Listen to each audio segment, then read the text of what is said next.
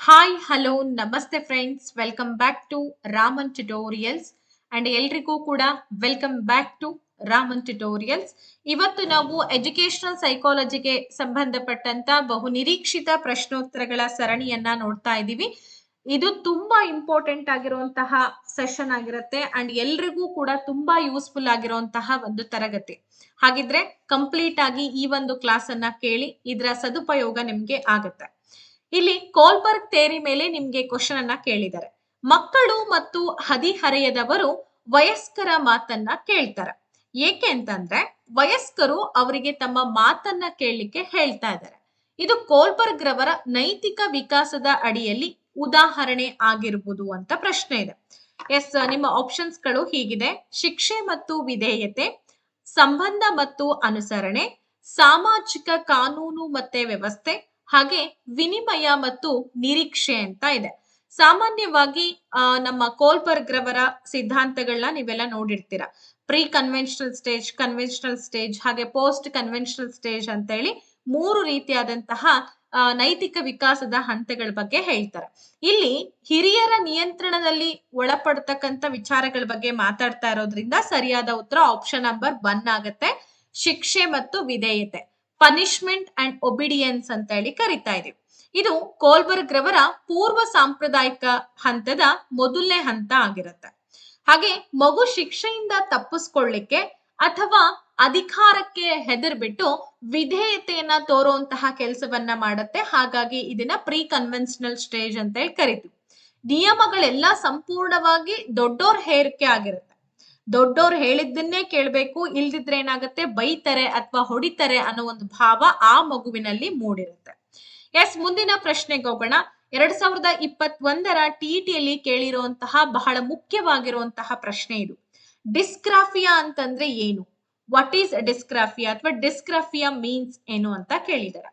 ನಿಮ್ಮ ಆಪ್ಷನ್ಸ್ ಗಳನ್ನ ನೋಡ್ಬೋದು: ಮಾನಸಿಕ ಅಸ್ವಸ್ಥತೆ, ವರ್ಧನ ಅಸ್ವಸ್ಥತೆ, ವಾಚನ ಅಸ್ವಸ್ಥತೆ ಹಾಗೂ ಬರವಣಿಗೆಗೆ ಸಂಬಂಧಪಟ್ಟಂತ ಅಸ್ವಸ್ಥತೆ. ನಿಮಗೆ ಇದು ಕಂಪಲ್ಸರಿ ಕ್ವಶನ್ ಅಂತ ಅಂದ್ರೆ ಇದೇ ಕ್ವಶನ್ ಬರುತ್ತೆ ಅಂತಲ್ಲ.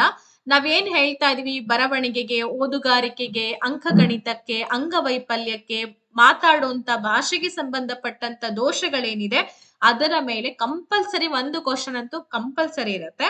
ಸೊ ಈ ಪ್ರಶ್ನೆಗೆ ನಿಮ್ಮೆಲ್ಲರ ಉತ್ತರ ಬಂದು ಆಪ್ಷನ್ ನಂಬರ್ ಡಿ ಅಂತ ಹೇಳಿ ಹೇಳ್ತಾ ಇದ್ದೀರಾ. Very good answer. ಬರವಣಿಗೆಗೆ ಸಂಬಂಧಪಟ್ಟಂತ ಅಸ್ವಸ್ಥತೆಯನ್ನ ನಾವು ಡಿಸ್ಗ್ರಾಫಿಯಾ ಅಂತ ಹೇಳಿ ಕರಿತೀವಿ. ಅಕ್ಷರಗಳನ್ನ ಬರೆಯೋದು, ಪೆನ್ ಹಿಡಿಯೋದು, ಇದ್ರಲ್ಲಿ ತೊಂದರೆ ಅನುಭವಿಸ್ತಾ ಇರುತ್ತೆ. ವಾಚನ ಸಮಸ್ಯೆ, ರೀಡಿಂಗ್ ಡಿಸಾರ್ಡರ್ ಅಂತ ಅಂದ್ರೆ ಇದನ್ನ ಡಿಸ್ಲೆಕ್ಸಿಯಾ ಅಂತ ಹೇಳಿ ಕರಿತೀವಿ. ಅರ್ಥ ಮಾಡ್ಕೊಳ್ಳಿ, ಸುಮಾರು ಸಲ ನಾನು ಪ್ರತಿ ಸಲ ವಿಡಿಯೋ ಮಾಡಿದಾಗೂ ಈ ಕ್ವಶನ್ ಕಾಮನ್ ಆಗಿ ಇದ್ದೇ ಇರುತ್ತೆ. ಸೊ ಡಿಸ್ಲೆಕ್ಸಿಯಾ ಅಂತ ಹೇಳಿ ಕರಿತೀವಿ. ಓಕೆ, ಮುಂದಿನ ಪ್ರಶ್ನೆ 24ನೇ ಪ್ರಶ್ನೆ ಆಗಿರುತ್ತೆ. ಸೃಜನಶೀಲತೆಯ ಕೊನೆಯ ಹಂತ ಯಾವುದು? ಪ್ರೇರಣೆ ಅಥವಾ ಸ್ಫೂರ್ತಿ, ತಾಳೆ ನೋಡುವುದು ಅಥವಾ ಪರಿಶೀಲನೆ, ವೀಕ್ಷಣೆ ಅಥವಾ ಪರಿಪಕ್ವತೆ, ಇನ್ಕ್ಯುಬೇಷನ್ ಅಂತ ಇದೆ. ಹಾಗಾದ್ರೆ ಸೃಜನಶೀಲತೆ ತುಂಬಾ ಇಂಪಾರ್ಟೆಂಟು. ಎಕ್ಸಾಮ್ಸ್ ಅಲ್ಲಿ ಇದರ ಒಂದು ಅನುಕ್ರಮವಾದ ಹಂತಗಳನ್ನ ಕೂಡ ಎಷ್ಟೋ ಸಲ ನಿಮ್ಗೆ ಎಕ್ಸಾಮ್ಸ್ ಅಲ್ಲಿ ಕೇಳಿದ್ದಾರೆ. ಓಕೆ, ಹಾಗಾದ್ರೆ ಇದರ ಕೊನೆಯ ಹಂತ ಏನಾಗುತ್ತೆ? ಎಸ್, ಯೋಚನೆ ಮಾಡ್ಬಿಟ್ಟು ಎಲ್ರೂ ಆನ್ಸರ್ ಅನ್ನ ಕೊಡಿ. ಇದು ನಿಮಗೆ ತುಂಬಾ ಹೆಲ್ಪ್ಫುಲ್ ಆಗುವಂತಹ ಕ್ಲಾಸ್, ನೆನ್ಪಿಟ್ಕೊಳ್ಳಿ. ಇದು ನೋಡ್ಲಿಲ್ಲ ಅಂತಂದ್ರೆ ಏನಾಗ್ತದೆ, ಬಹಳಷ್ಟು ವಿಷಯಗಳನ್ನ ನೀವು ಅರ್ಥ ಮಾಡ್ಕೊಳಕ್ ಆಗೋದಿಲ್ಲ.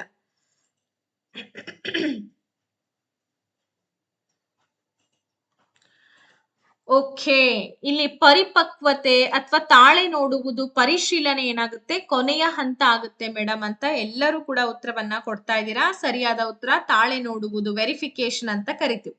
ಮೊದಲನೇ ಹಂತ ಬಂದು ಸಿದ್ಧತೆ, ಎರಡನೇ ಹಂತ ಬಂದು ಪರಿಪಕ್ವತೆ, ಸ್ಫೂರ್ತಿ, ಹಾಗೆ ಕೊನೆ ಹಂತ ಪರಿಶೀಲನೆ. ನೋಡಿ, ಮೊದಲನೇ ಹಂತದಲ್ಲಿ ಮಾಹಿತಿಗಳನ್ನ ಸಂಗ್ರಹ ಮಾಡ್ಕೊಳ್ಳೋದು, ಹಾಗೆ ಸುಪ್ತ ಮನಸ್ಸಿನಲ್ಲಿ ಆಲೋಚನೆ ಮಾಡೋದಕ್ಕೆ ಪರಿಪಕ್ವತೆ, ತಟ್ಟನೆ ಹೊಳೆಯುವಂತಹ ವಿಚಾರಕ್ಕೆ ಸ್ಫೂರ್ತಿ, ಹಾಗೆ ಪರಿಶೀಲನೆ ಅಂತಂದ್ರೆ ಆ ಹೊಳೆದಿರುವಂತ ಐಡಿಯಾವನ್ನ ಪರೀಕ್ಷೆ ಮಾಡೋದು ಅಥವಾ ಅನ್ವಯ ಮಾಡ್ಕೊಳ್ಳೋದಕ್ಕೆ ಕೊನೆ ಹಂತ ಅಂತೇಳಿ ಗುರುತಿಸ್ತಾ ಇದೀವಿ. ಸೊ ಇದು ಗ್ರಹಂ ವಾಲಸ್ ರವರ ಪ್ರಕಾರ ಸೃಜನಶೀಲತೆಯ 4 ಪ್ರಮುಖ ಹಂತಗಳು ಅಂತ ಕರಿತಾ ಇದೀವಿ. ಎಸ್, ಈ ಕೆಳಗಿನವುಗಳಲ್ಲಿ ಜೈವಿಕ ಅಗತ್ಯತೆ ಅಲ್ಲದಿರುವಂತದ್ದು ಯಾವುದು? ನಿಮ್ಗೆಲ್ಲ ಗೊತ್ತೇ ಇದೆ, ಅಬ್ರಹಾಂ ಮಾಸ್ಲೋ ರವರ ಈ ಹೈರಾರ್ಕಿ ಥಿಯರಿಯನ್ನ ಎಲ್ಲ ತಿಳ್ಕೊಂಡಿರ್ತೀರಾ. ಎಕ್ಸಾಮ್ ದೃಷ್ಟಿಕೋನದಿಂದ ತುಂಬಾ ಇಂಪಾರ್ಟೆಂಟು. ಬಯಾಲಜಿಕಲ್ ನೀಡ್ ಅಲ್ಲದೆ ಇರುವಂತದ್ದು ಯಾವುದು? ಆಹಾರದ ಅಗತ್ಯತೆ, ವಿರಾಮದ ಅಗತ್ಯತೆ, ನಿದ್ದೆಯ ಅಗತ್ಯತೆ, ಭದ್ರತೆಯ ಅಗತ್ಯತೆ ಅಂತ ಇದೆ. ಯೋಚನೆ ಮಾಡ್ಬಿಟ್ಟು ಆನ್ಸರ್ ಅನ್ನ ಕೊಡಿ. ಎಸ್,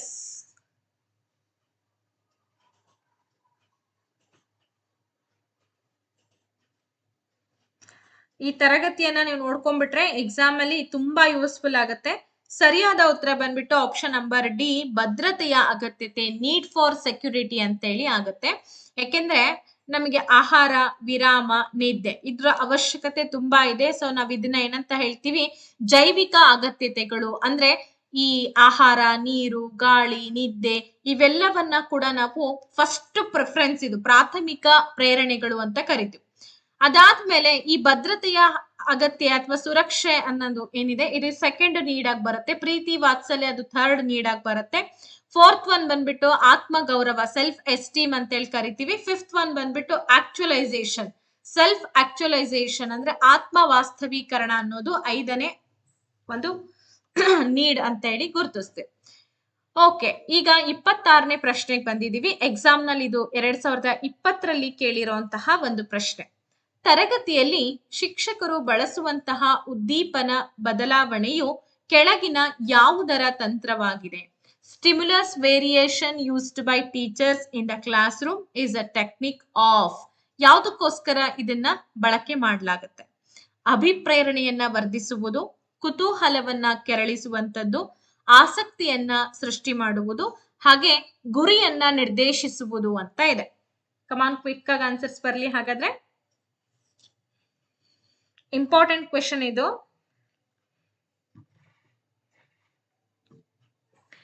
ಇವತ್ತು ಕರೆಕ್ಟ್ ಆಗಿ ನೀವು ಕ್ವಶನ್ಸ್ ಗಳನ್ನ ಆಲಿಸಿದ್ರೆ ಎಕ್ಸಾಮ್ಸ್ ಅಲ್ಲಿ ತುಂಬಾ ಎಕ್ಸ್ಪೆಕ್ಟೆಡ್ ಕ್ವಶನ್ಸ್ ಅಂತ ಹೇಳಿ ಹೇಳ್ಬೋದು ಇವುಗಳನ್ನ.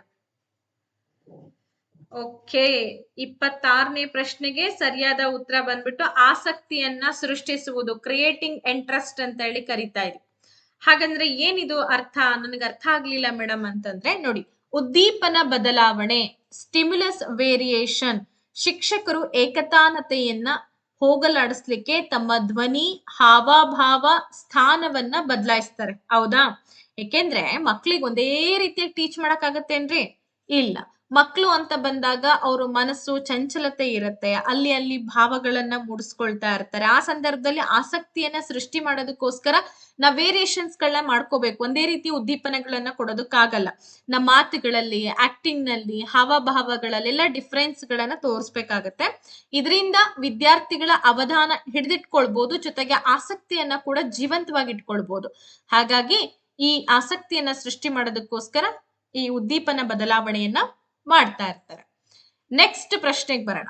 ಲಿಂಗ ಪಕ್ಷಪಾತವನ್ನ ತರಗತಿಯಲ್ಲಿ ಕಡಿಮೆಗೊಳಿಸುವಂತಹ ಒಂದು ಕ್ರಮ.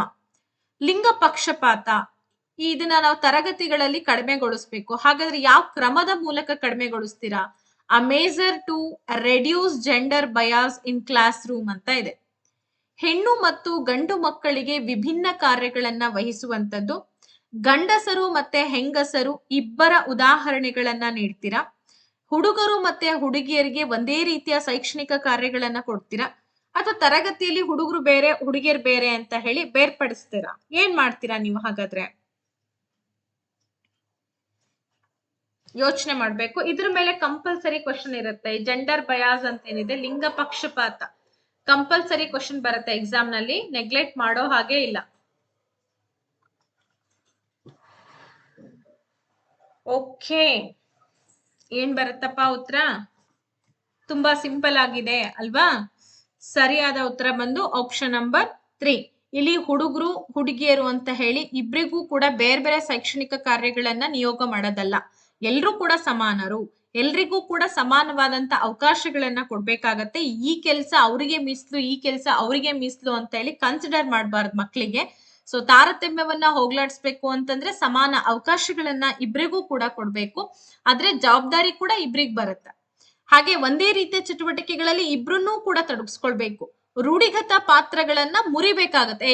ಗಂಡ್ಮಕ್ಳು ಏನ್ ಮಾಡ್ಬೇಕು? ಕ್ಲೀನಿಂಗ್ ಮಾಡ್ಬೇಕು. ಹೆಣ್ಮಕ್ಳು ಹಾಡ್ ಹೇಳ್ಬೇಕು, ಅಲಂಕಾರ ಮಾಡ್ಬೇಕು ಅನ್ನೋ ಒಂದು ರೂಢಿಗತ ಪಾತ್ರಗಳನ್ನ ನಾವು ಬ್ರೇಕ್ ಮಾಡ್ಬೇಕಾಗತ್ತೆ. Okay, S. ನೆಕ್ಸ್ಟ್ ಪ್ರಶ್ನೆ ಬಂದ್ಬಿಟ್ಟು 28ನೇ ಪ್ರಶ್ನೆ ಆಗಿರುತ್ತೆ.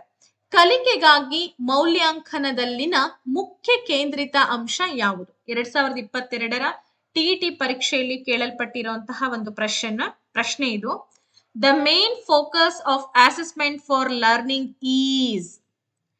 ಎಲ್ಲಾ ವಿದ್ಯಾರ್ಥಿಗಳ ಪ್ರಸ್ತುತದ ಕಲಿಕೆಯನ್ನ ಉತ್ತಮಪಡಿಸುವಂಥದ್ದು, ವಿಭಿನ್ನ ಭಾಗೀದಾರರ ಮೇಲೆ ಕಲಿಕೆಯ ಜವಾಬ್ದಾರಿಯನ್ನ ವಹಿಸುವಂಥದ್ದು, ಸಾಕ್ಷ್ಯಾಧಾರಿತ ಮೌಲ್ಯಾಂಕನವನ್ನ ಅಭಿವೃದ್ಧಿಪಡಿಸೋದು, ಕಲಿಕೆಯ ಕೌಶಲ್ಯಗಳನ್ನ ಬೆಳೆಸುವುದು ಅಂತ ಇದೆ. ನೋಡಿ, ಯೋಚನೆ ಮಾಡಿ ಆನ್ಸರ್ ಕೊಡಿ.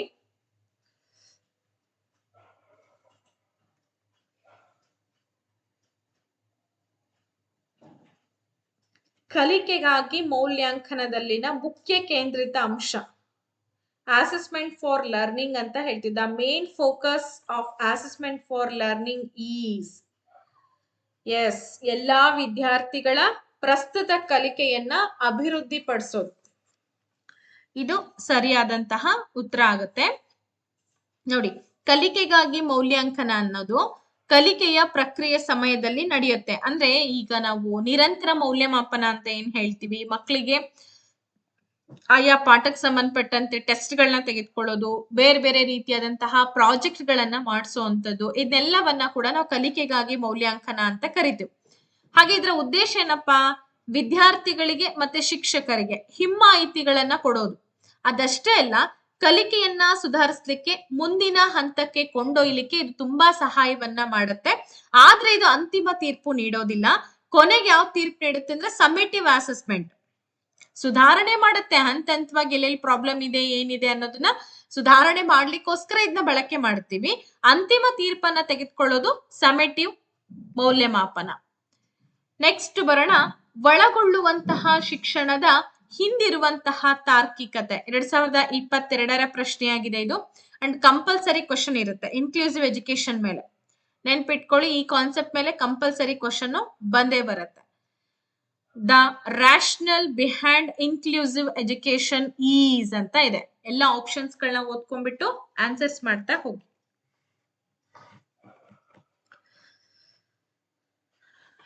ಅಂಡ್ ಸೈಕಾಲಜಿನಲ್ಲಿ ಸ್ವಲ್ಪ ನೀವು ಹೆಚ್ಚು ಟೈಮ್ ಕೊಡ್ಬೇಕಾಗತ್ತೆ. 30 ಪ್ರಶ್ನೆಗಳಿರುತ್ತೆ. ಸ್ವಲ್ಪ ಸುದೀರ್ಘವಾದಂತಹ ಪ್ರಶ್ನೆಗಳು ಕೂಡ ಇರ್ತದೆ. ಕೆಲವೊಂದು ಅನ್ವಯಿಕ ಪ್ರಶ್ನೆಗಳಿರತ್ತೆ. ಹಂಗಂತ ಹೇಳಿ ಭಯಪಟ್ಟು ಕನ್ಫ್ಯೂಸ್ ಮಾಡ್ಕೋಬೇಡಿ. ದಯವಿಟ್ಟು ನೀವು 4 ಆಪ್ಷನ್ಸ್ ಗಳನ್ನ ಚೂಸ್ ಮಾಡ್ತೀರಾ ಅಂತಂದ್ರೆ ಯಾವಾಗ್ಲೂ 2 ಆಪ್ಷನ್ಸ್ ಗಳನ್ನ ಆಗದೇ ಇಲ್ಲ, 2 ಆಪ್ಷನ್ಸ್ ಗಳನ್ನ ತೆಗೆದ್ಬಿಟ್ಟು ಇನ್ನೆರಡು ಆಪ್ಷನ್ಸ್ ಗಳನ್ನ ಅಲ್ಲಿ ಚಾಯ್ಸ್ ತಗೊಳ್ಳಿ. ಅರ್ಥ ಆಯ್ತಾ? ನಿಮಗೆ ಸಾಕಷ್ಟು ಕನ್ಫ್ಯೂಷನ್ ಆಗೋದೇ ಅಲ್ಲಿ. ಕೆಲವೊಂದಂತೂ ನೇರ ಉತ್ತರಗಳನ್ನ ಬಯಸುವಂತ ಪ್ರಶ್ನೆಗಳಿರತ್ತೆ. ಆ ಸಂದರ್ಭದಲ್ಲಿ ಸೆಕೆಂಡ್ ಥಾಟ್ ಮಾಡಕ್ಕೆ ಹೋಗ್ಬೇಡಿ. ಓಕೆ, ವಿಶೇಷ ಅಗತ್ಯತೆಯ ಮಕ್ಕಳನ್ನ ತರಗತಿಗಳಲ್ಲಿ ಇತರೆ ಮಕ್ಕಳಿಂದ ಬೇರ್ಪಡಿಸದಿರುವುದು ಅಲ್ವಾ? ಸೊ ಹೌದು. ಯಾಕೆ ಅಂತಂದ್ರೆ ಆ ಮಕ್ಕಳನ್ನ ಕೂಡ ನಾವು ಎಲ್ಲಾ ಮಕ್ಕಳದ ಜೊತೆಗೆ ಸಮಾನವಾದಂತಹ ಶಿಕ್ಷಣವನ್ನ ಕೊಡ್ಬೇಕಾಗತ್ತೆ ಅಂತ ನೀವೆಲ್ಲರೂ ಹೇಳ್ತಾ ಇದ್ದೀರಾ. ಓಕೆ, ವೈವಿಧ್ಯಮಯ ಸಮಾಜದ ಅಗತ್ಯತೆಗಳಿಗೆ ಶಾಲೆಗಳು ಸ್ಪಂದಿಸುವುದು. ನೋಡಿ, ಇದರ ಹಿಂದಿರುವಂತಹ ತಾರ್ಕಿಕತೆ ಏನಪ್ಪಾ ಅಂದ್ರೆ ಆಪ್ಷನ್ ನಂಬರ್ 1 ಸರಿಯಾಗುತ್ತೆ ಉತ್ತರ. 2022ರ ಟಿಟಿ ಎಕ್ಸಾಮ್ ಅಲ್ಲಿ ಕೇಳಿದ್ದಾರೆ. ಸಮಾಜವು ವಿವಿಧ ಸಾಮರ್ಥ್ಯ, ಹಿನ್ನೆಲೆ ಇರುವಂತಹ ಜನರಿಂದ ಕೂಡಿದೆ. ಸೊ ಇಂಥ ಸಂದರ್ಭದಲ್ಲಿ ಶಾಲೆಯು ಸಮಾಜದ ಒಂದು ಕಿರುರೂಪ. ಆದ್ರಿಂದ ಎಲ್ಲರನ್ನ ಕೂಡ ಒಳಗೊಳ್ಬೇಕು. ಸಮಾನತೆಯ ಹಕ್ಕು, ಸಾಮಾಜಿಕ ನ್ಯಾಯವನ್ನ ಇದು ಎತ್ತಿ ಹಿಡಿಯುತ್ತೆ. ಕೇವಲ ಕನಿಕರ ತೋರ್ಬಾರ್ದು. ಅಂತ ಮಕ್ಕಳಿಗೆ ನಾವು ಹಕ್ಕನ್ನ ಕೂಡ ಕೊಡ್ಬೇಕು. ಎಲ್ಲವನ್ನ ಕೂಡ ಸಾಮಾನ್ಯ ಮಕ್ಕಳ ಜೊತೆಗೇನೆ ನಾವು ಮಾಡ್ತಾ ಹೋಗ್ಬೇಕು. ಆ ವಿಶೇಷ ಮಕ್ಕಳಿಗೂ ಕೂಡ ಏನಪ್ಪಾ ಅಂತಂದ್ರೆ ಏನೆಲ್ಲ ಟೂಲ್ಸ್ಗಳು, ಸಾಮಗ್ರಿಗಳು ಬೇಕೋ ಅದು ಸಾಮಾನ್ಯ ಶಾಲೆಗಳಲ್ಲಿ ಪ್ರೊವೈಡ್ ಮಾಡ್ಬೇಕು ಅನ್ನೋದು ಇದರ ಮುಖ್ಯ ಉದ್ದೇಶ ಆಗಿರುತ್ತೆ. ಓಕೆ, ಮುಂದಿನ ಪ್ರಶ್ನೆಗೆ ಹೋಗೋಣ. 2023ರಲ್ಲಿ ಟಿಇಟಿ ಎಕ್ಸಾಮ್ ಅಲ್ಲಿ ಕೇಳಿರುವಂತಹ ಪ್ರಶ್ನೆ ಆಗಿರುತ್ತೆ. ಅಣುಬೋಧನೆಯು ತರಬೇತಿ ತಂತ್ರವಾಗಿದ್ದು ವಿದ್ಯಾರ್ಥಿ ಶಿಕ್ಷಕರು ನಿರ್ದಿಷ್ಟ ಪರಿಕಲ್ಪನೆಯನ್ನ, ನಿರ್ದಿಷ್ಟ ಕೌಶಲ್ಯವನ್ನ ಬಳಕೆ ಮಾಡಿ ಕಡಿಮೆ ಸಂಖ್ಯೆಯ ವಿದ್ಯಾರ್ಥಿಗಳಿಗೆ ಕಡಿಮೆ ಅವಧಿಯಲ್ಲಿ ಬೋಧಿಸ್ತಾರೆ. ಈ ವ್ಯಾಖ್ಯಾನವನ್ನ ಕೊಟ್ಟವ್ರು ಯಾರು? MB Butch, DW ಆಲೆನ್, BK ಪಾಸಿ, NK ಜಾಂಗಿರಾ ಅಂತ ಇದೆ. ಕಮಾನ್ ಕ್ವಿಕ್ ಆಗಿ ಆನ್ಸರ್ ಮಾಡಿ.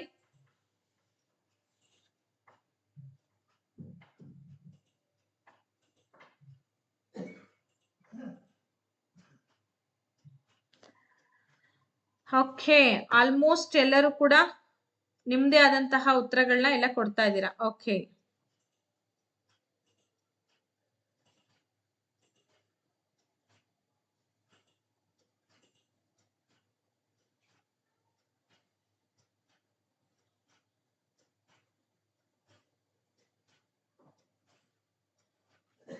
ಎಸ್, ಇಲ್ಲಿ ಸರಿಯಾದ ಉತ್ತರ ಬಂದ್ಬಿಟ್ಟು ಆಪ್ಷನ್ ನಂಬರ್ 2 ಆಗುತ್ತೆ. DW ಅಲೆನ್ ಅಂತ ಹೇಳಿ ಹೇಳ್ತಾ ಇದ್ದೀರಾ, ಸರಿ ಇದೆ. DW ಅಲೆನ್ ಏನಿದ್ದಾರೆ ಅವರನ್ನ ಅಣುಬೋಧನೆಯ ಪಿತಾಮಹ ಅಂತೇಳಿ ಕರೀತಾರೆ. ಅವರು ಸ್ಟ್ಯಾನ್ಫೋರ್ಡ್ ವಿಶ್ವವಿದ್ಯಾಲಯದಲ್ಲಿ ಈ ಪರಿಕಲ್ಪನೆಯನ್ನ ಅಭಿವೃದ್ಧಿ ಪಡಿಸ್ತಾರೆ 1963ರಲ್ಲಿ. ಅಣುಬೋಧನೆ ಅಂತಂದ್ರೆ ಈಗಾಗ್ಲೇ ಗೊತ್ತಿದೆ, 5ರಿಂದ 10 ನಿಮಿಷ ಸಮಯದಲ್ಲಿ ಮಾಡುವಂತದ್ದು. ಸೊ ವಿದ್ಯಾರ್ಥಿಗಳು ಕೂಡ 5ರಿಂದ 10 ವಿದ್ಯಾರ್ಥಿಗಳು ಇರ್ತಾರೆ. ಯಾವ್ದಾದ್ರು ಒಂದು ಕ್ವಶನ್ ಅನ್ನ ತಗೊಂಡ್ಬಿಟ್ಟು ಅಥವಾ ಒಂದು ಕೌಶಲ್ಯಕ್ಕೆ ಸಂಬಂಧಪಟ್ಟಂತೆ ನಾವೇನ್ ಮಾಡ್ತಾ ಹೋಗ್ತೀವಿ, ಅಲ್ಲಿ ಟೀಚ್ ಮಾಡ್ತಾ ಹೋಗ್ತೀವಿ. ಓಕೆ, 2024ರಲ್ಲಿ ಕೇಳಿರುವಂತ ಒಂದು ಪ್ರಶ್ನೆ ಇದೆ. ಒಂದು ನಿರ್ದಿಷ್ಟ ಪ್ರಮಾಣದ ನೀರು ಉದ್ದನೆಯ ಪಾತ್ರೆಯಲ್ಲಿದ್ದಾಗ ಹೆಚ್ಚಿರುತ್ತದೆ, ಹಾಗೆ ಅಗಲವಾದ ಪಾತ್ರೆಯಲ್ಲಿದ್ದಾಗ ಕಡಿಮೆ ಇರುತ್ತದೆ ಎಂದು ಮಗು ಭಾವಿಸುತ್ತೆ. ಪಿಯಾಜೆ ಅವರ ಪ್ರಕಾರ ಮಗು ಈ ಹಂತಕ್ಕೆ ಸೇರ್ಕೊಂಡಿದೆ. A child thinks the amount of water is more in a tall glass and less in a wide glass. According to Piaget, the child belongs to this stage ಅಂತ ಇದೆ.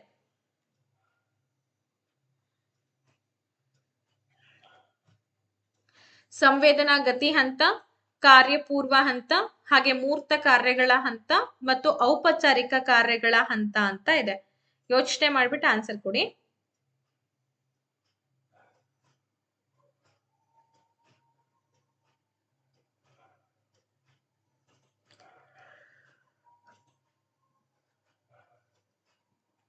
ಎಸ್, ಸರಿಯಾದ ಉತ್ತರ ಬಂದ್ಬಿಟ್ಟು ಪ್ರೀ ಆಪರೇಷನಲ್ ಸ್ಟೇಜ್ ಅಂದ್ರೆ ಕಾರ್ಯಪೂರ್ವ ಹಂತದಲ್ಲಿ ಮಗು ಈ ರೀತಿಯಾದಂತಹ ಭಾವನೆಯನ್ನ ಹೊಂದಿರುತ್ತೆ.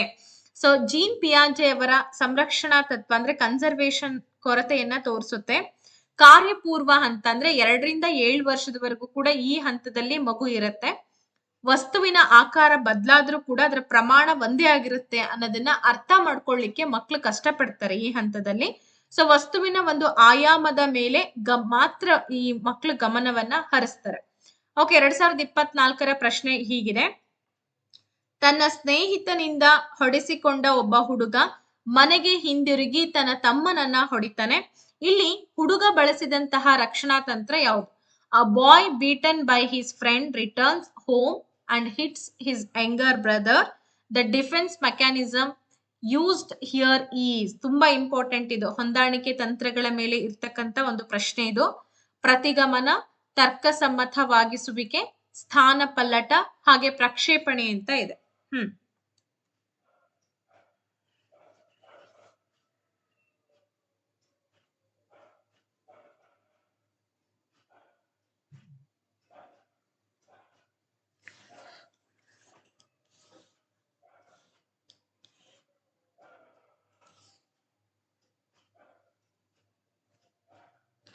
ಎಸ್, ಇಲ್ಲಿ ಸರಿಯಾದ ಉತ್ತರ ಬಂದ್ಬಿಟ್ಟು ಆಪ್ಷನ್ ನಂಬರ್ 3 ಸ್ಥಾನ ಪಲ್ಲಟ ಆಗುತ್ತೆ. ಡಿಸ್ಪ್ಲೇಸ್ಮೆಂಟ್ ಅಂತ ಹೇಳಿ ಕರಿತೀವಿ.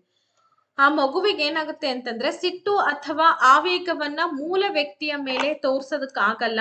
ಸೊ ಕಡಿಮೆ ಅಪಾಯಕಾರಿ ಅಥವಾ ದುರ್ಬಲ ವ್ಯಕ್ತಿ ಮೇಲೆ ಆ ಸಿಟ್ಟನ್ನ ತೋರಿಸ್ತಾ ಇದೆ. ಸೊ ಹುಡುಗ ಸ್ನೇಹಿತನ ಮೇಲೆ ಕೋಪ ತೋರ್ಸಕ್ಕಾಗಲ್ಲ, ಆದ್ರೆ ತಮ್ಮನ ಮೇಲೆ ಆ ಕೋಪವನ್ನ ತೀರ್ಸ್ಕೊಳ್ತಾ ಇದ್ದಾನೆ. ಸೊ ಇದನ್ನ ಡಿಸ್ಪ್ಲೇಸ್ಮೆಂಟ್ ಅಂತ ಹೇಳಿ ಕರಿತಾ ಇದೀವಿ. ಇದೇ ತರ ಸಾಕಷ್ಟು ಬೇರೆ ಬೇರೆ ಎಕ್ಸಾಂಪಲ್ ಕೊಟ್ಟು ಕೂಡ ನಿಮ್ಗೆ ಎಕ್ಸಾಮ್ ನಲ್ಲಿ ಕೇಳುವಂತ ಸಾಧ್ಯತೆ ಇರುತ್ತೆ. 2020ರಲ್ಲಿ ಕೇಳಿರುವಂತಹ ಒಂದು TET ಪ್ರಶ್ನೆ ಹೇಗಿದೆ? ನಿರರ್ಗಳತೆ, ನಮ್ಯತೆ, ವಿಸ್ತರಣೆ ಇವೆಲ್ಲವೂ ಕೂಡ ಸೃಜನಶೀಲ ಸಾಮರ್ಥ್ಯಗಳ ವಿಶಿಷ್ಟ ಅಂಶಗಳು. ಹಾಗಾದ್ರೆ ಇದನ್ನ ಹೇಳಿದಂತಹ ಮನೋವಿಜ್ಞಾನಿ ಯಾರು ಅಂತ ಕೇಳಿದ್ದಾರೆ. ಓಕೆ, ಬರ್ಲಿ ಉತ್ತರ.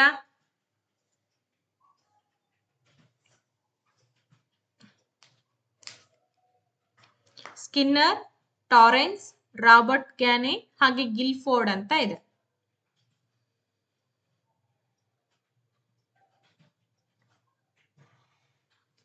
ಸೃಜನಶೀಲತೆ ಮೇಲೆ ಪ್ರತಿ ಸಲ ಕ್ವಶನ್ಸ್ ಕೇಳ್ತಾ ಇರ್ತಾರೆ. ಇಲ್ಲ ಸ್ಮೃತಿ, ಶೀಲತೆ, ಮನೋಧೋರಣೆ, ಅಭಿಕ್ಷಮತೆ ಇವೆಲ್ಲವೂ ಕೂಡ ಕಲಿಕೆಯ ಮೇಲೆ ಪ್ರಭಾವ ಬೀರುವಂತಹ ಪ್ರಮುಖ ಅಂಶಗಳು ಅಂತ ಕರಿತಾ ಇದೀವಿ. ಸೊ ಸರಿಯಾದ ಉತ್ತರ ಬಂದ್ಬಿಟ್ಟು ಟಾರೆನ್ಸ್ ಅಂತ ಹೇಳಿ ಹೇಳ್ತಾ ಇದ್ದೀರಾ. ವೆರಿ ಗುಡ್, ಟಾರೆನ್ಸ್ ಸರಿಯಾಗಿದೆ. ಯಾಕೆ ಅನ್ನೋದು ಕೂಡ ಹೇಳ್ತೀನಿ ನೋಡಿ. ಇವರು ಸೃಜನಶೀಲತೆಯ ಪಿತಾಮಹ ಅಂತಲೂ ಕೂಡ ನಾವ್ ಇವ್ರನ್ನ ಗುರುತಿಸ್ತಾ ಇದ್ದೀವಿ. ಸೃಜನಶೀಲತೆಯ 4 ಅಂಶಗಳನ್ನ ಗುರುತಿಸಿದಂತಹ ಕೀರ್ತಿ ಇವ್ರಿಗೆ ಸಲ್ಲುತ್ತೆ. ಫ್ಲೂಯೆನ್ಸಿ, ಫ್ಲೆಕ್ಸಿಬಿಲಿಟಿ, ಎಲಾಬ್ರೇಷನ್ ಹಾಗೆ ಒರಿಜಿನಾಲಿಟಿ. ಹೆಚ್ಚು ಉಪಾಯಗಳನ್ನ ಹೊಳೆಯುವುದು. ನಿರರ್ಗಳತೆ ಅಂತಂದ್ರೆ ವಿವಿಧ ಬಗೆಯ ಉಪಾಯಗಳು, ವಿವರಗಳನ್ನ ಸೇರಿಸೋದು, ಹೊಸತನವನ್ನ ಕಂಡುಕೊಳ್ಳೋದು. ಈ 4 ಅಂಶಗಳ ಬಗ್ಗೆ ಸೃಜನಶೀಲತೆ ಬಗ್ಗೆ ಹೇಳಿರುವಂತವ್ರು ಟಾರೆನ್ಸ್ ಅವರು. ಬುದ್ಧಿಶಕ್ತಿಯ 3 ಆಯಾಮಗಳ ಮಾದರಿಯನ್ನ ರೂಪಿಸಿದವರು ಯಾರು? ಕೆಟಲ್, ಥರ್ಸ್ಟನ್, ಗಿಲ್ಫೋರ್ಡ್ ಹಾಗೆ ಟರ್ಮನ್ ಅಂತ ಇದೆ. Who proposed the 3-dimensional model of intelligence or structure of intellect ಅಂತ ಇದೆ. ಕಮಾನ್ ಕ್ವಿಕ್ ಆಗಿ ಬರ್ಲಿ ಆನ್ಸರ್ಸ್.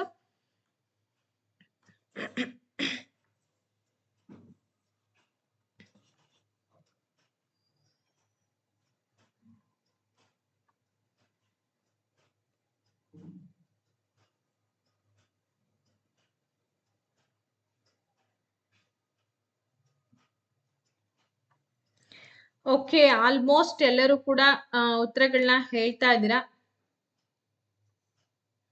ಸರಿಯಾದ ಉತ್ತರ ಬಂದ್ಬಿಟ್ಟು ಇಲ್ಲಿ ಗಿಲ್ಫೋರ್ಡ್ ಅಂತ ಹೇಳಿ ಹೇಳ್ತೀವಿ ಅಲ್ವಾ. So Guilford is the right answer. Guilford ಏನ್ ಹೇಳ್ತಾರೆ ಅಂತಂದ್ರೆ ಕ್ರಿಯೆ, ವಸ್ತು, ವಿಷಯ ವಸ್ತು ಮತ್ತೆ ಉತ್ಪನ್ನಗಳ ಬಗ್ಗೆ ಹೇಳ್ತಾರೆ.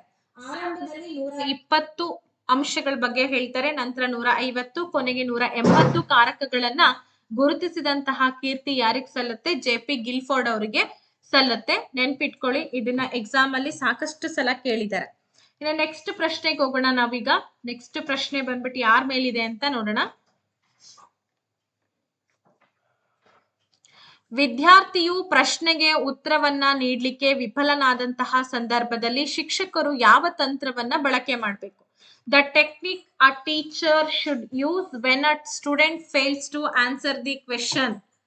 ಸುಳಿವು ನೀಡೋದ, ಅಥವಾ ಪುನರ್ ನಿರ್ದೇಶನ ಕೊಡುವಂತದ್ದ, ಅಥವಾ ಪುನರ್ ಕೇಂದ್ರೀಕರಣ ಮಾಡೋದು, ಅಥವಾ ಹೆಚ್ಚಿನ ಮಾಹಿತಿ ಸಂಗ್ರಹಣೆಯನ್ನ ಮಾಡುವಂಥದ್ದು.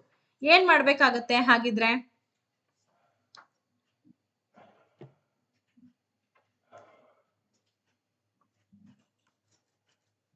ಕರೆಕ್ಟ್ ಆಗಿ ಯೋಚನೆ ಮಾಡ್ಬಿಟ್ಟು ಆನ್ಸರ್ ಕೊಡಿ.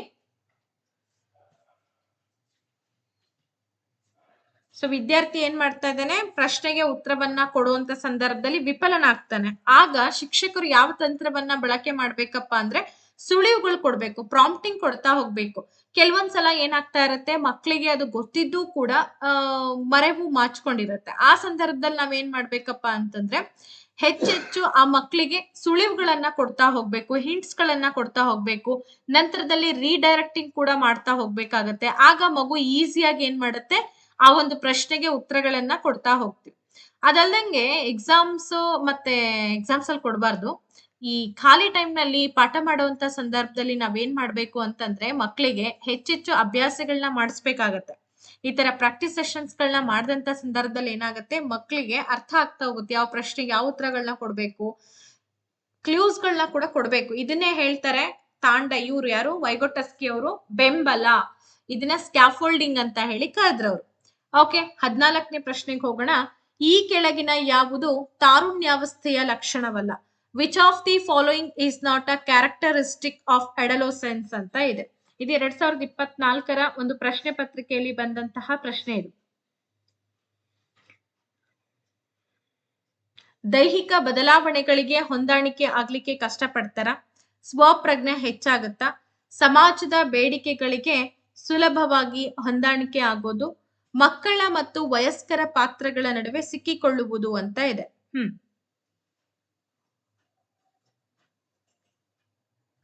ತಾರುಣ್ಯಾವಸ್ಥೆನ ನಾವು ಒತ್ತಡದ ಕಾಲ, ಬಿರುಗಾಳಿಯ ಕಾಲ ಅಂತ ಹೇಳೆಲ್ಲ ಕರಿತೀವಿ. ಯಾಕೆ ಅಂತಂದ್ರೆ ಆ ಸಂದರ್ಭದಲ್ಲಿ ಮಕ್ಕಳು ಬಹಳಷ್ಟು ಒಂಥರ ಇನ್ಫೆರಿಟಿ ಕಾಂಪ್ಲೆಕ್ಸ್ ಇರುತ್ತೆ, ಅನನ್ಯ ಭಾವವನ್ನ ಕೂಡ ಹೊಂದಿರ್ತಾರೆ, ಹೆಚ್ಚು ಸಮಾಜದ ಜೊತೆಗೆ ಬೆರಿಬೇಕು ಅಂತ ಹೇಳಿ ತುಂಬಾ ಆಸಕ್ತಿಯನ್ನ ವಹಿಸ್ತಾರೆ, ಕುಟುಂಬಕ್ಕಿಂತಲೂ ಕೂಡ ಸಮಾಜಮುಖಿಯಾಗಿರ್ಬೇಕು ಅಂತ ಬಯಸ್ತಾರೆ. ಸೊ ಸರಿಯಾದ ಉತ್ತರ ಆಪ್ಷನ್ ನಂಬರ್ ಸಿ ಏನಾಗುತ್ತೆ ಸರಿಯಾದಂತಹ ಉತ್ತರ. ಅಂದ್ರೆ ಸಮಾಜದ ಬೇಡಿಕೆಗಳಿಗೆ ಸುಲಭವಾಗಿ ಹೊಂದಾಣಿಕೆ ಆಗುವಂತದಕ್ಕೆ ನಾವಿಲ್ಲಿ ತಾರುಣ್ಯಾವಸ್ಥೆಯ ಪ್ರಮುಖ ಲಕ್ಷಣ ಅಂತ ಹೇಳಿ ಗುರುತಿಸ್ತಾ ಇದೀವಿ. ತಾರುಣ್ಯಾವಸ್ಥೆಯನ್ನ ಒತ್ತಡ ಮತ್ತೆ ಬಿರುಗಾಳಿಯ ಕಾಲ ಅಂತ ಹೇಳಿ ಕೂಡ ಕರಿತೀವಿ. ಈ ಹಂತದಲ್ಲಿ ಸಮಾಜದ ನಿರೀಕ್ಷೆಗಳಿಗೆ ಹೊಂದ್ಕೊಳ್ಳೋದು ತುಂಬಾ ಕಷ್ಟಕರವಾಗಿರುತ್ತೆ, ಸುಲಭ ಅಲ್ಲ. ಮಕ್ಕಳ ದೈಹಿಕ ಬದಲಾವಣೆ, ಗುರುತಿನ ಬಿಕ್ಕಟ್ಟು ಹಾಗೆ ಪಾತ್ರದ ಒಂದು ಗೊಂದಲವನ್ನ ಕೂಡ ಮಗು ಇಲ್ಲಿ ಏನ್ ಮಾಡ್ತಾ ಇರುತ್ತೆ, ಎದುರಿಸ್ತಾ ಇರುತ್ತೆ. ಸೊ ಹಾಗಾಗಿ ತಾರುಣ್ಯಾವಸ್ಥೆಯನ್ನ ನಾವು ಸ್ಟಾರ್ವಿಂಗ್ ಮತ್ತೆ ಸ್ಟ್ರೆಸ್ ಕಾಲ ಅಂತಲೂ ಕೂಡ ಕರಿತೀವಿ. ಅವರ ಒಂದು ಗುರುತನ್ನ ಕ್ರೈಸಿಸ್ ಮಾಡೋದು ಕೂಡ ತುಂಬಾ ಕಷ್ಟ ಆಗಿರುತ್ತೆ ಮಕ್ಕಳಿಗೆ. ಮುಂದಿನ ಪ್ರಶ್ನೆ ಹೀಗಿದೆ, ಪಿಯಾಜೆ ಅವರ ಪ್ರಕಾರ ಜ್ಞಾನಾತ್ಮಕ ವಿಕಾಸದ ಪ್ರಕ್ರಿಯೆಯಲ್ಲಿ ಪ್ರಾಕಲ್ಪನೆ ರೂಪಿಸುವಂತಹ ಮತ್ತು ಪ್ರಯೋಗ ಮಾಡುವಂತಹ ಸಾಮರ್ಥ್ಯ ಯಾವ ಹಂತದಲ್ಲಿ ಕಂಡು ಬರುತ್ತೆ? ತುಂಬಾ ಇಂಪಾರ್ಟೆಂಟ್, 2-3 ಸಲ ಇದನ್ನ ಎಕ್ಸಾಮ್ ಅಲ್ಲಿ ಕೇಳಿದ್ದಾರೆ. ಪರ್ಟಿಕ್ಯುಲರ್ ಆಗಿ 2020ರಲ್ಲಿ ಕೇಳಿರೋಂತ ಪ್ರಶ್ನೆ ಇದು. ಸಂವೇದನಾ ಗತಿ ಹಂತ, ಮೂರ್ತ ಕಾರ್ಯಗಳ ಹಂತ, ಔಪಚಾರಿಕ ಕಾರ್ಯಗಳ ಹಂತ ಹಾಗೆ ಕಾರ್ಯಪೂರ್ವ ಹಂತ ಅಂತ ಇದೆ.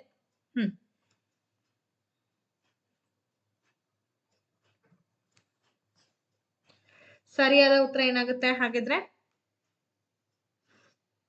ಇಲ್ಲಿ ಆಲ್ಮೋಸ್ಟ್ ಮಕ್ಕಳಲ್ಲಿ ಪ್ರಕಲ್ಪನೆ ಮತ್ತೆ ಪ್ರಯೋಗ ಮಾಡುವಂತಹ ಸಾಮರ್ಥ್ಯ, ಸಮಸ್ಯೆ ಪರಿಹಾರ ಮಾಡುವಂತಹ ಸಾಮರ್ಥ್ಯ ಎಲ್ಲವನ್ನ ಕೂಡ ಮಗು ಬೆಳೆಸ್ಕೊಳ್ತಾ ಇದೆ ಅಂತಂದ್ರೆ ಅದನ್ನ ಕಂಪ್ಲೀಟ್ ಆಗಿ ಆ ಮಕ್ಕಳಲ್ಲಿ ತಾರ್ಕಿಕ ಚಿಂತನೆ ಮನೋಭಾವ ಬೆಳೆದಿದೆ ಅಂತ ಅರ್ಥ. ಆ ಸ್ಟೇಜ್ ಬರುವಂತದ್ದಲ್ಲಿ ಔಪಚಾರಿಕ ಕಾರ್ಯಗಳ ಹಂತದಲ್ಲಿ 11 ವರ್ಷ ಮೇಲ್ಪಟ್ಟಂತ ಮಕ್ಕಳಲ್ಲಿ ಈ ತರ ಒಂದು ಬೆಳವಣಿಗೆಯನ್ನ ನಾವು ಕಾಣ್ಬೋದು. ಸೊ ಇದು ಜೀನ್ ಪಿಯಾಜೆ ಅವರು ಕೂಡ ಅದನ್ನೇ ಹೇಳ್ತಾರೆ. ಮಕ್ಕಳಲ್ಲಿ ಸಂಪೂರ್ಣವಾಗಿ ಅಮೂರ್ತ ಚಿಂತನೆ ಹಾಗೆ ಪ್ರಕಲ್ಪನೆ ಮತ್ತೆ ತರ್ಕ ಭಾವನೆಯನ್ನು ಕೂಡ ಮಗು ಇಲ್ಲಿ ಬೆಳೆಸ್ಕೊಳ್ಳುತ್ತೆ. ಪ್ರತಿಯೊಂದು ವಿಚಾರವನ್ನ ಕೂಡ ವೈಜ್ಞಾನಿಕವಾಗಿ ಯೋಚನೆ ಮಾಡ್ತಕ್ಕಂಥ ಸಾಮರ್ಥ್ಯನೂ ಕೂಡ ಈ ಮಕ್ಕಳಲ್ಲಿ ಬೆಳೀತಾ ಇರುತ್ತೆ. ಓಕೆ, ಹಾಗಾಗಿ ಆಪ್ಷನ್ ನಂಬರ್ 3 ಏನಾಗಿದೆ ಸರಿಯಾದಂತಹ ಉತ್ತರ.